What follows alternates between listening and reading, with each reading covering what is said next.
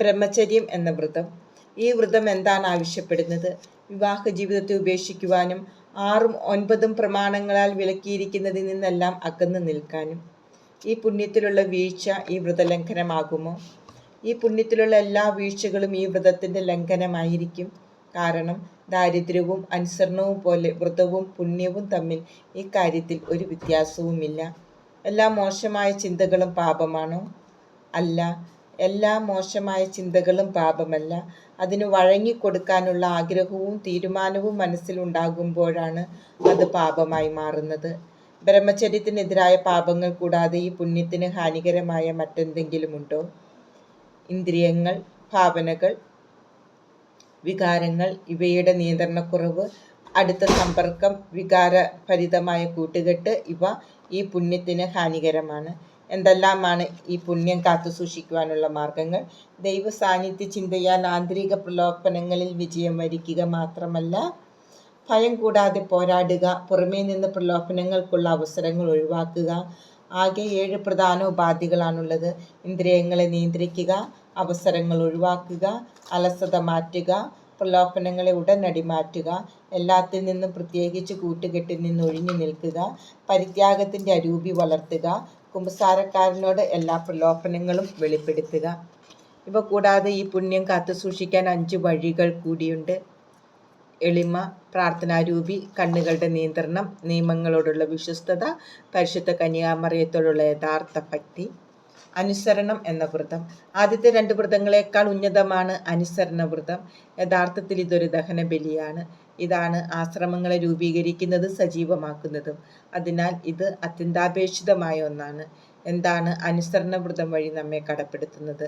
അനുസരണ വ്രതം വഴി നിയമത്തിൻ്റെ കീഴ് തൻ്റെ നിയമാനുസൃതമായ അധികാരികൾ കൽപ്പിക്കുന്ന എല്ലാ തീരുമാനങ്ങളെയും അനുസരിച്ചു കൊള്ളാമെന്ന് സമർപ്പിതർ ദൈവത്തോട് വാഗ്ദാനം ചെയ്യുന്നു. നിയമങ്ങൾക്ക് അനുസൃതമായി തൻ്റെ ജീവിതം മുഴുവനും എല്ലാ പ്രവൃത്തികളിലും തൻ്റെ അധികാരികൾക്ക് കീഴ്പ്പെട്ട് ജീവിക്കാൻ അനുസരണ വ്രതം കടപ്പെടുത്തുന്നു. അനുസരണത്തിന് കീഴ് നൽകപ്പെടുന്ന ഓരോ കൽപ്പന ലംഘിക്കുമ്പോഴും സമർപ്പിതർ ഈ വ്രതത്തിനെതിരായി മാരകമായ പാപം ചെയ്യുന്നു. അനുസരണം എന്ന പുണ്യം. അനുസരണം എന്ന വ്രതത്തേക്കാൾ ഉന്നതമാണ് അനുസരണം എന്ന പുണ്യം. നിയമങ്ങളും നിബന്ധനകളും അധികാരികളുടെ ഉപദേശങ്ങൾ പോലും ഇതിൽ ഉൾപ്പെട്ടിരിക്കുന്നു. സമർപ്പിതർക്ക് അനുസരണം എന്ന പുണ്യം അനുപേക്ഷണീയമാണോ? ഒരു സന്യാസിക്ക് അനുസരണം എന്ന പുണ്യം അനുപേക്ഷണീയമാണ്. അനുസരണയ്ക്ക് വിരുദ്ധമായി ചെയ്യുന്ന നന്മപ്രവൃത്തികൾ പോലും തിന്മയായും ഫലശൂന്യമായും തീരുന്നു. അനുസരണം എന്ന പുണ്യത്തിനെതിരായ പാപം മാരകമാകുമോ? അധികാരികളെയോ അവരുടെ കൽപ്പനകളെയോ നിന്ദിക്കുകയോ അനുസരണക്കേട് മൂലം സഭാസമൂഹത്തിന് ആത്മീയമോ ഭൗതികമോ ആയ നഷ്ടം അനുഭവിക്കേണ്ടി വരികയോ ചെയ്താൽ അത് മാരകമായ പാപം ആയിരിക്കും. എന്ത് തെറ്റുകളാണ് ഈ വ്രതത്തെ അപകടപ്പെടുത്തുന്നത്? അധികാരികൾക്കെതിരായ മുൻവിധികൾ, അവരോടുള്ള വിരോധം, പിറുപിറുപ്പ്, വിമർശനം, മന്ദത, അവഗണന എന്നിവ ഈ വ്രതത്തെ അപകടപ്പെടുത്താം. അനുസരണത്തിൻ്റെ വ്യാപ്തി. ഉടനടിയുള്ള പൂർണ്ണ നിർവഹണം. മനസ്സിൻ്റെ അനുസരണം. അധികാരിയുടെ ഉപദേശത്തിന് കീഴ്പ്പെടാൻ മനസ്സ് ബുദ്ധിയെ നിർബന്ധിക്കുന്നു. കൂടാതെ അനുസരണത്തെ സഹായിക്കാൻ വിശുദ്ധ ഇഗ്നേഷ്യസ് നിർദ്ദേശിക്കുന്ന 3 മാർഗങ്ങൾ.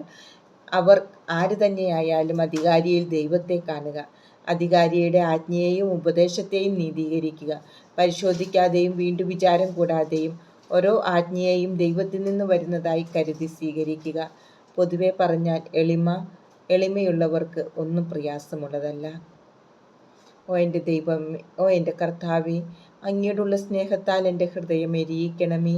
കൊടുങ്കാറ്റിലും സഹനത്തിലും പരീക്ഷണങ്ങളിലും എൻ്റെ അരൂപി തളരാതിരിക്കട്ടെ.